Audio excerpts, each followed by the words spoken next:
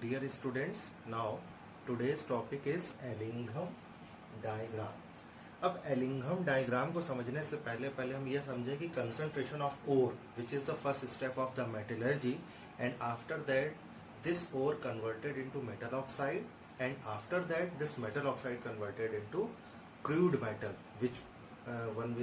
which one is the second step of the metallurgy means concentrated ore converted into metal oxide and metal oxide converted into crude metal. This one is the second step of metallurgy. अब इसी के लिए हमें ये Ellingham diagram use करना है.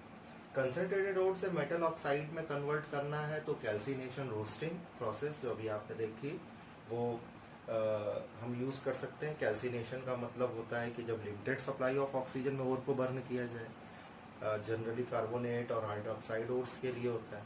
Roasting है, excess supply of air की नीड होती है उसमें, और उसमें सल्फाइड ओर जनरली जो होते हैं वो रोस्ट किए जाते हैं तो उसमें मेटल ऑक्साइड का फॉर्मेशन होता है. बात आती है मेटल ऑक्साइड से क्रूड मेटल बनाने के लिए. मेटल ऑक्साइड से अगर हमें क्रूड मेटल बनाना है तो we use reducing agent. And reducing agent क्या करता है? Reducing agent reduces metal oxide into metal, means it convert into metal and form reducing agent oxide. तो मेटल ऑक्साइड मेटल में कन्वर्ट हो रहा है by the using reducing agent. अब कौन सा रेड्यूसिंग एजेंट यूज किया जाए, सवाल ये. रेड्यूसिंग एजेंट तो बहुत से हो सकते हैं. मेटल ऑक्साइड जो है उसके मेटल से ज्यादा रिएक्टिव मेटल होगा तो अपने आप रेड्यूस करेगा, लेकिन ऐसा नहीं है. हर टेम्परेचर पर हर एक मेटल रेड्यूस करते, इट इज नॉट पॉसिबल. इसी को डिस्क्राइब करने के लिए एलिंघम डायग्राम को यूज किया जाता है.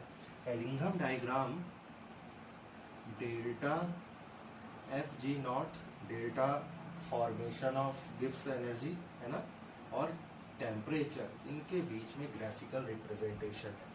ये फॉर्मेशन है मेटल से मेटल ऑक्साइड का, और टेम्परेचर किस टेम्परेचर पर हो रहा है तो इनके बीच में जो ग्राफ प्लॉट किया जा रहा है वो एलिंघम डायग्राम एक्सप्लेन करता है.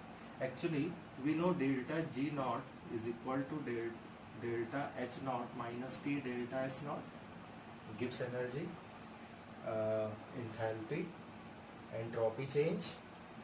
अब डेल्टा एस जितना ज्यादा पॉजिटिव होगा, टेम्परेचर इंक्रीज होता चला जाएगा, डेल्टा एस पॉजिटिव होता चला जाएगा, यानी टी डेल्टा एस की वैल्यू इंक्रीज होती चली जाएगी नेगेटिव में, और जी की वैल्यू इंक्रीज होगी, मतलब रिएक्शन स्पॉन्टेनियस. रिएक्शन स्पॉन्टेनियस होनी भी चाहिए, रिएक्टेंट से प्रोडक्ट का फॉर्मेशन लगातार होते रहना चाहिए. तो इसलिए डेल्टा एस जितना इंक्रीज होगा, डेल्टा एस इंक्रीज होगा ऑब्वियसली, क्योंकि मेटल जो है ऑक्साइड वो जो है सॉलिड स्टेट पर है, उसको कन्वर्ट करना है गैसियस स्टेट तक पहुंचाना है, यानी रैंडमनेस को इंक्रीज करना है. That means delta S becomes more positive by the increasing of temperature. So product will be more negative, so G will be negative, so the reaction will be spontaneous, है ना. तो ये concept तो आपने पढ़ा था थर्मोडायनेमिक में, तो ये थर्मोडायनेमिकल एस्पेक्ट भी. अब हमें पढ़ना है ये, इनके बीच में ग्राफ से समझना है कि कौन सा रेड्यूसिंग एजेंट बेस्ट होगा. अभी जैसे मैंने बताया आपको, रेड्यूसिंग एजेंट या तो मोर रिएक्टिव मेटल हो सकता है या कार्बन और कार्बन मोनोऑक्साइड, ये दोनों भी रेड्यूसिंग एजेंट की तरह यूज किए जाते हैं, बहुत ज्यादा यूज किए जाते हैं. रेड हॉट कोक या कार्बन मोनोऑक्साइड गैस. पहले प्लॉट करते हैं, कर्व से समझते हैं. ये डेल्टा एफ जी नॉट है, ये टी है एक्स एक्सिस पर, वाई एक्सिस पर, और ये यहाँ पे कहीं डेल्टा जी जो है वो जीरो इक्विलिब्रियम पॉइंट है. ठीक, सबसे पहले हम समझें इसको मोर रिएक्टिव मेटल से. ठीक है,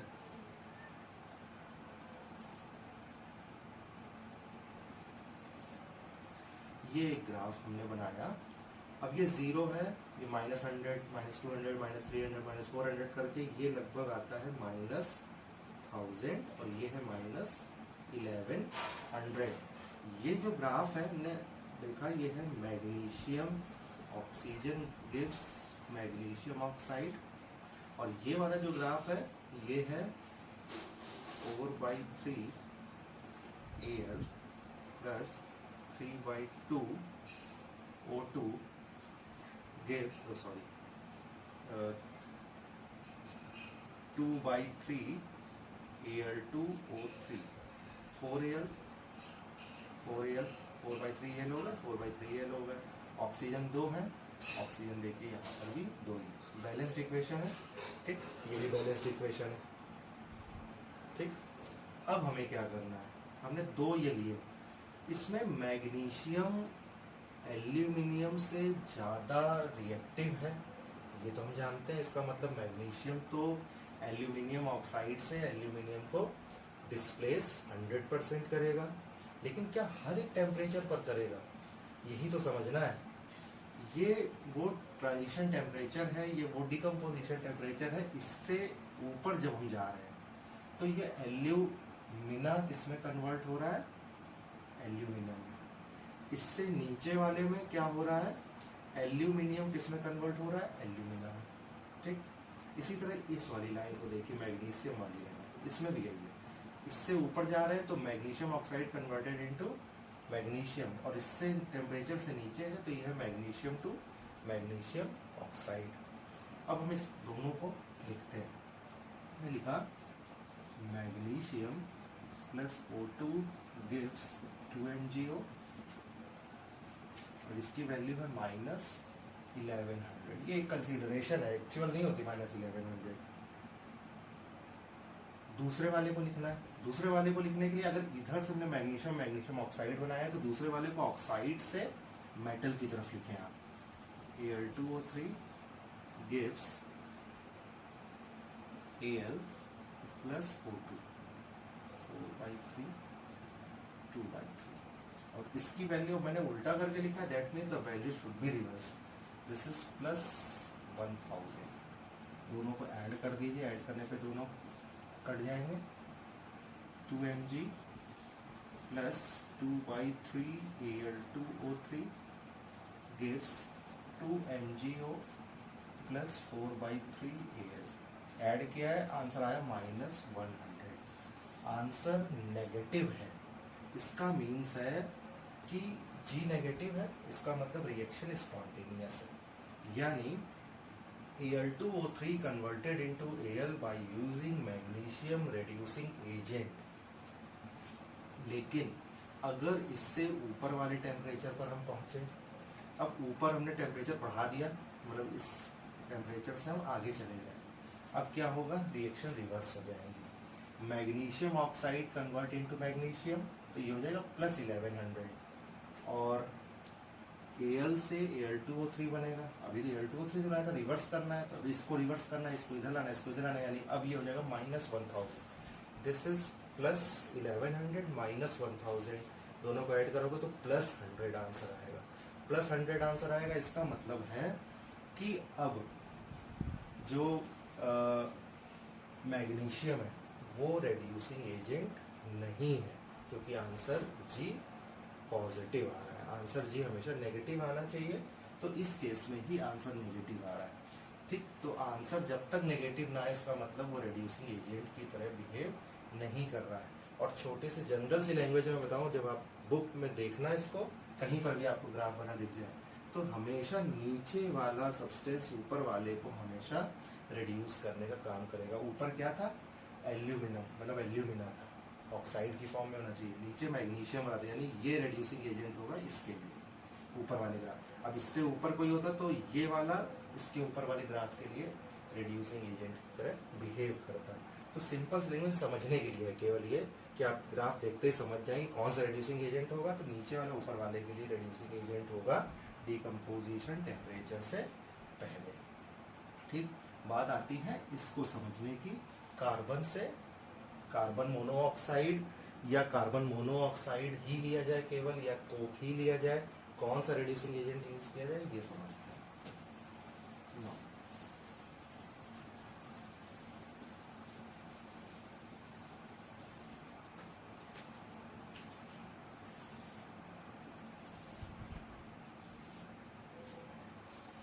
not, this is T.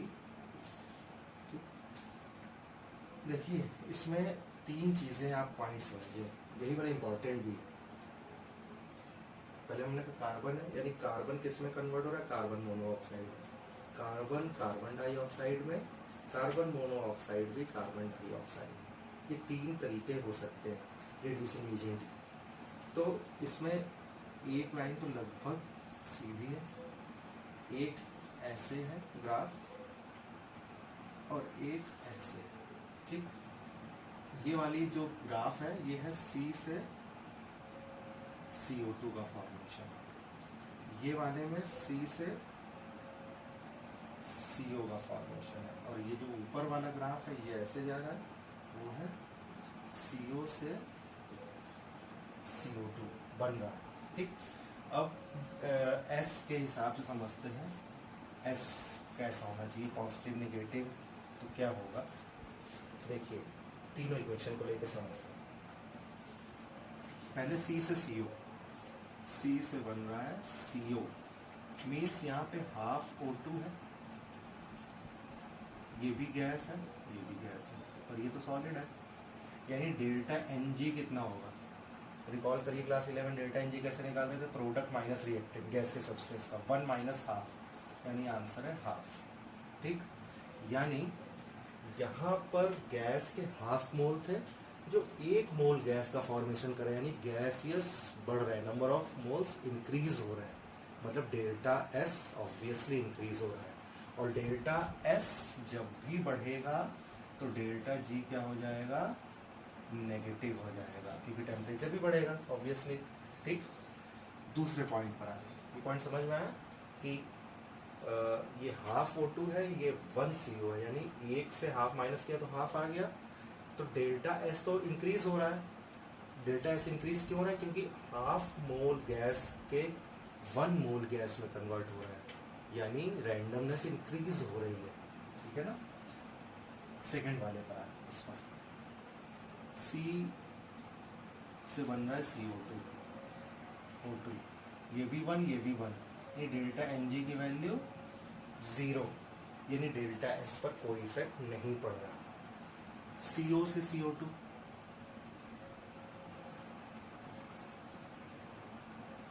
half O2, CO is also gas, this is gas, this is also gas, 1 minus 1.5 यानी 0.5, ये भी आ रहा है।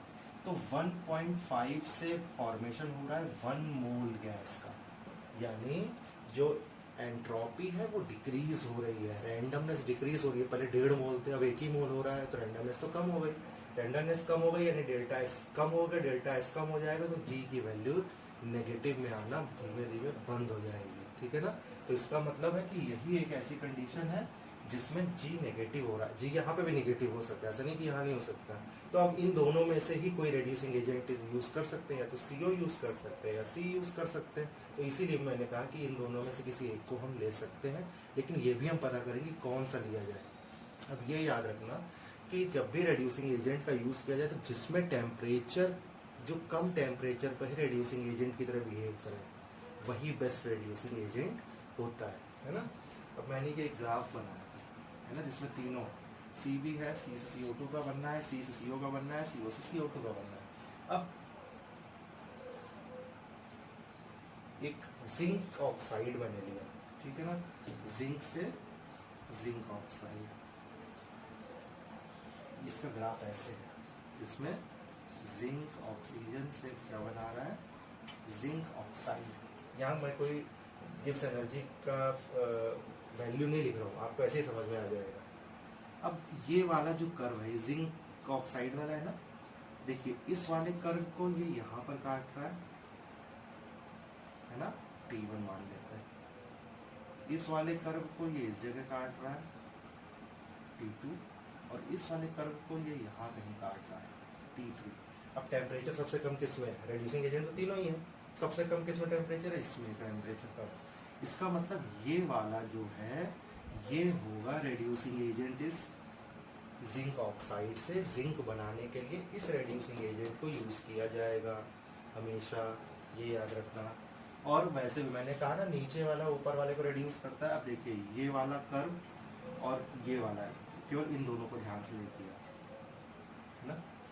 इसकी वैल्यू यहाँ पर माइनस में ज़्यादा होगी, इसके ऊपर जाएंगे तो इसको पलट करके लिखना पड़ेगा।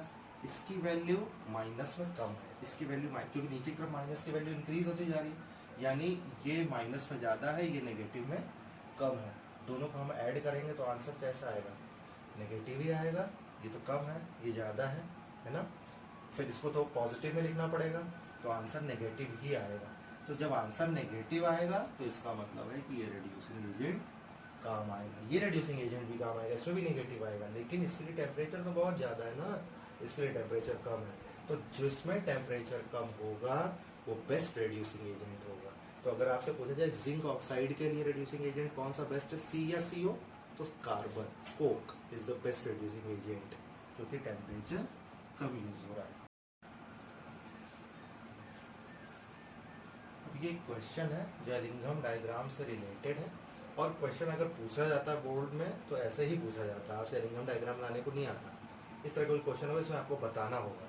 अब ये कहते हैं कि delta G formation for chromium oxide is -540 kilo joule and for alumina Al2O3 it is -827। Is reduction of chromium oxide possible with aluminium? क्या एल्यूमिनियम से क्रोमियम ऑक्साइड का रिडक्शन पॉसिबल है? अब ये पॉसिबल है या नहीं ये बताने के लिए तो वैल्यू अगर नेगेटिव ना आई, G नेगेटिव नहीं आया इसका मतलब पॉसिबल नहीं है, G नेगेटिव आया इसका मतलब पॉसिबल है। अब क्रोमियम ऑक्साइड का एल्यूमिनियम से रिडक्शन कराना है तो हम क्या करें, क्रोमियम ऑक्साइड का एल्यूमिनियम से, तो ये इक्वेशन तो ऐसे ही लिख दी हमने, 2Al + 3/2O2 gives Al2O3 -827। अब क्रोमियम ऑक्साइड है, अब इधर हम करें क्रोमियम ऑक्साइड और इससे क्या बनेगा, क्रोमियम + 3/2O2। क्यों हमने ऐसा लिखा, क्योंकि कह रहे हैं क्रोमियम ऑक्साइड क्या रिडक्शन हो सकता है, तो हम उसको रिडक्शन की फॉर्म में लिख भी दें, हो सकता है या नहीं हो सकता ये तो आंसर आने में पता चलेगा। तो हमने रिडक्शन की फॉर्म में लिख दिया इसको। देखिए अब हमने उल्टा लिख दिया तो ये हो गया +540, दोनों को ऐड कर दिया, Cr2O3 + 2Al gives Al2O3 + 2Cr और आंसर आएगा